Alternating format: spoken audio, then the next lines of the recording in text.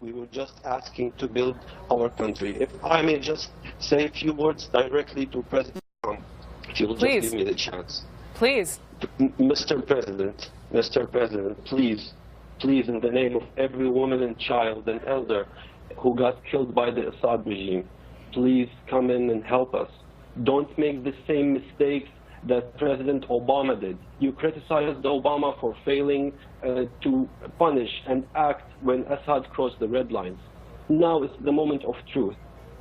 Now you should show the world that those days are over.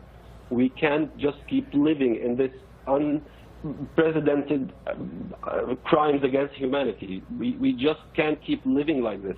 I would personally love to come to the United States and meet you and tell you my personal story and give you a first-hand account about what happened in Syria.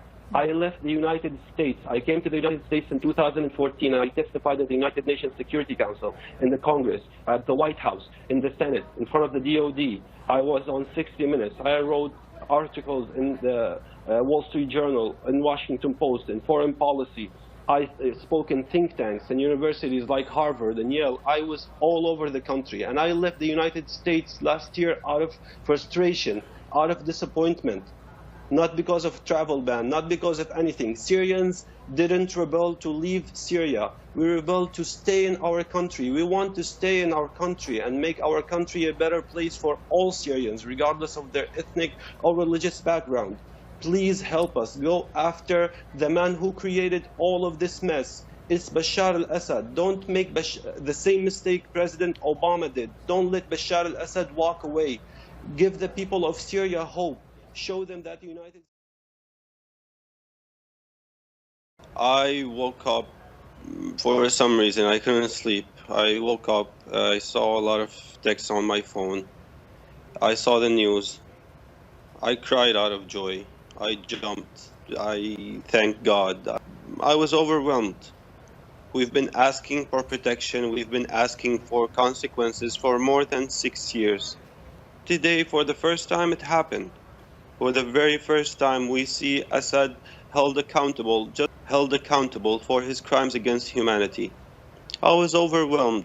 I felt grateful for President Trump. I felt grateful for the United States. I felt grateful for each and every person. Someone actually listened. There are people in America, and I hear you supportive of President Trump, and so many people are, Democrats and Republicans, but there are also people over here in America who are saying, all right, so clearly President Trump is motivated by just, as we all have compassion for these just horrible images of these babies who were killed, but at the same time, this is a man who doesn't want Syrians to come into this country with this refugee ban. I want to just play some sound.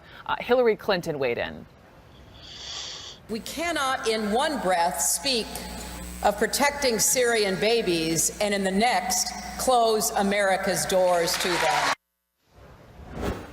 Quickly, Kassem, how do you see that?